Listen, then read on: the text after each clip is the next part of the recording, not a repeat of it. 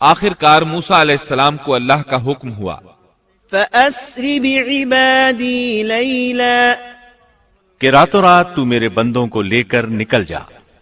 دوسری جگہ یوں ارشاد ہوتا ہے، وَلَقَدْ أَوْحَيْنَا إِلَى مُوسَىٰ أَنْ أَسْرِ بِعِبَادِي، ہم نے موسیٰ کی طرف وحی نازل فرمائی کہ راتوں رات میرے بندوں کو لے چل۔ چنانچہ سب بنی اسرائیل رات کی تاریکی میں نکلے، وہ دروازوں پر کوئی خاص نشان چھوڑ کر چلنے لگے۔ رات کی تاریکی میں نکلنے کا حکم اس لیے دیا گیا تاکہ فرعون ان کے بارے میں کوئی فیصلہ نہ کر سکے۔ انہوں نے صبح ہونے کا انتظار نہ کیا۔ ان کی تعداد 6 لاکھ کے قریب تھی۔ یہ سب لوگ اپنے مال مویشی اور ضروری سامان ساتھ لے کر چلے۔ فلسطین کی طرف 6 لاکھ افراد کی یہ عظیم ہجرت تھی۔ فرعون کو صبح سویرے پتا چلا تو سوچ میں ڈوب گیا کہ اب ہماری خدمت کون کرے گا، ہماری غلامی کون کرے گا۔ اس کی حالت پاگلوں جیسی ہو گئی۔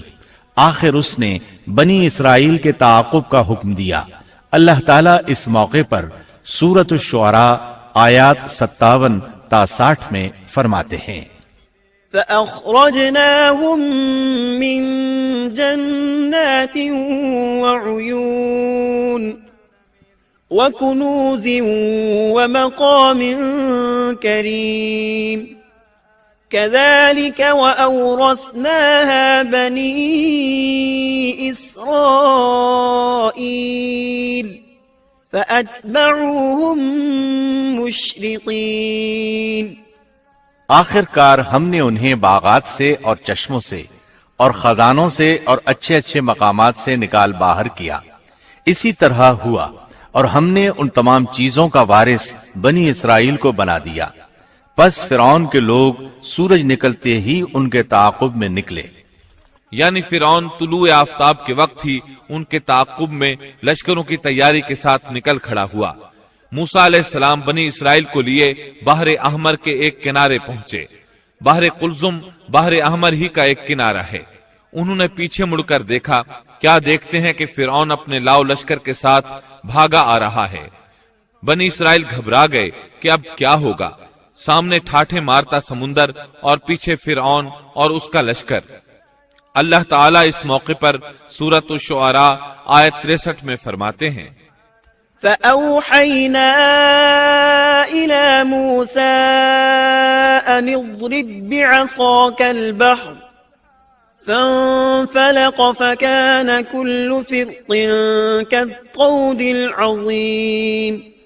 ہم نے موسیٰ کی طرف وحی بھیجی کہ دریا پر اپنا عصا مارو، پس اسی وقت دریا پھٹ گیا اور پانی کا ہر ایک حصہ بڑے پہاڑ کی طرح کھڑا ہو گیا۔ سمندر لاٹھی لگنے سے ایسا پھٹا کہ پانی کے 2 بڑے بڑے پہاڑ بن گئے، یعنی سمندر کے اندر خشک راستے بن گئے اور اطراف میں پانی کے پہاڑ کھڑے ہو گئے۔ اللہ تعالیٰ نے بھی فرما دیا، سورۃ طٰہٰ آیت 77 میں ہے، أَنْ أَسْرِ بِعِبَادِي فَاضْرِبْ لَهُمْ طَرِيقًا فِي الْبَحْرِ يَبَسًا لَا تَخَافُ دَرَكًا وَلَا تَخْشَىٰ، کہ تو راتوں رات میرے بندوں کو لے چل اور ان کے لیے سمندر میں خشک راستہ بنا لے، پھر نہ تجھے کسی کے آ پکڑنے کا خطرہ ہوگا نہ ڈر۔ یہ سب کے سب ان راستوں سے پار چلے گئے۔ اب جو ہی فرعون وہاں پہنچا، پہلے تو ڈرا، سہما کہ یہ کیا ہوا۔ وہ بھی اور اس کے سب ساتھی بھی اس سوچ میں ہیں کہ کیا کریں، خوف زدہ تھے۔ ایسے میں فرعون کو خیال آیا کہ اگر موسیٰ اور بنی اسرائیل یہاں سے صحیح سلامت گزر گئے ہیں تو ہم کیوں نہیں گزر سکتے۔ اس کے ساتھ ہی اس نے اپنے گھوڑے کو سمندر میں داخل کر دیا۔ اس کے پیچھے اس کے سب ساتھی بھی داخل ہو گئے۔ ادھر بنی اسرائیل کا آخری آدمی سمندر سے نکل رہا تھا، دوسری طرف فرعون کا آخری آدمی سمندر میں داخل ہو رہا تھا۔ اللہ تعالیٰ سورہ طٰہٰ میں فرماتے ہیں، فَأَتْبَعَهُمْ فِرْعَوْنُ بِجُنُودِهِ فَغَشِيَهُمْ مِنَ الْيَمِّ مَا غَشِيَهُمْ وَأَضَلَّ فِرْعَوْنُ قَوْمَهُ وَمَا هَدَىٰ۔ فرعون نے اپنے لشکروں سمیت ان کا تعاقب کیا، پھر تو سمندر ان سب پر چھا گیا جیسا کہ چھا جانے والا تھا۔ فرعون نے اپنی قوم کو گمراہی میں ڈال دیا اور سیدھا راستہ نہ دکھلایا۔ اللہ تعالیٰ فرعون کی موت کا منظر یوں بیان کرتے ہیں، وجاوزنا ببني إسرائيل البحر فأتبعهم فرعون وجنوده بغيا وعدوا حتى إذا أدركه الغرق قال آمنت أنه لا إله إلا الذي آمنت به بنو إسرائيل وأنا من المسلمين۔ اور ہم نے بنی اسرائیل کو دریا سے پار کر دیا، پھر ان کے پیچھے پیچھے فرعون اپنے لشکر کے ساتھ ظلم اور زیادتی کے ارادے سے چلا، یہاں تک کہ جب ڈوبنے لگا تو کہنے لگا کہ میں اس ذات پر ایمان لاتا ہوں کہ جس پر بنی اسرائیل ایمان لائے ہیں، اس کے سوا کوئی معبود نہیں اور میں مسلمانوں میں سے ہوں۔ لیکن جب موت کے مرحلے شروع ہوتے ہیں تو توبہ قبول نہیں ہوتی۔ اس نے جب یہ کہا کہ میں ایمان لاتا ہوں تو اللہ تعالیٰ نے جواب میں فرمایا،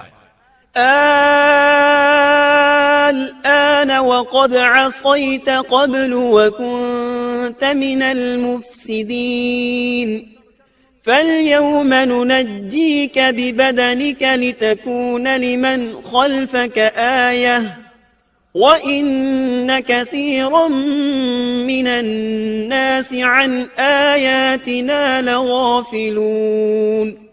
جواب دیا گیا کہ اب ایمان لاتا ہے اور پہلے سرکشی کرتا رہا اور مفسدوں میں داخل رہا، سو آج ہم تیری ناش کو نجات دیں گے تاکہ تو ان لوگوں کے لیے باعث عبرت ہو جو تیرے بعد ہیں، اور حقیقت یہ ہے کہ بہت سے لوگ ہماری نشانیوں سے غافل ہیں۔ مطلب یہ تھا کہ ہم تیرے بدن کو زمانہ گزرنے کے باوجود باقی رکھیں گے تاکہ تو لوگوں کے لیے عبرت کا سبب بنا رہے۔ اللہ تعالیٰ نے اس کے بدن کو باقی رکھا تاکہ لوگ عبرت پکڑتے رہیں اور وہ بعد والوں کے لیے نشانی بنا رہے۔ یہ اللہ تعالیٰ کی طرف سے اعلان ہے، لیکن لوگوں کی اکثریت اللہ تعالیٰ کی آیات سے غافل ہے۔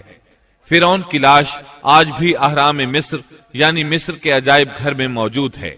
حدیث میں آتا ہے، سیدنا جبریل علیہ السلام نے نبی کریم صلی اللہ علیہ وسلم سے عرض کیا، اے اللہ کے رسول صلی اللہ علیہ وسلم، جس وقت فرعون غرق ہوتے ہوئے ایمان کا اظہار کر رہا تھا تو میں اس وقت اس کے منہ میں کیچڑ ڈال رہا تھا کہ کہیں وہ لا الہ الا اللہ نہ کہہ دے اور اللہ اس پر رحم فرما دے، لیکن اس کے منہ سے شہادت توحید کی بات نہ نکلی اور بوقت مرگ اللہ تعالیٰ نے اس کی توبہ قبول نہ کی۔ بنی اسرائیل اس کے ظلم سے نجات پا کر سمندر پار چلے گئے۔ ابھی تھوڑی ہی دور گئے ہوں گے کہ ان کا گزر ایک ایسی قوم کے پاس سے ہوا جو اپنے بتوں کی پوجا کر رہی تھی۔ سمندر پار آنے کے فوراً بعد انہوں نے یہ مناظر دیکھے، گویا فلسطین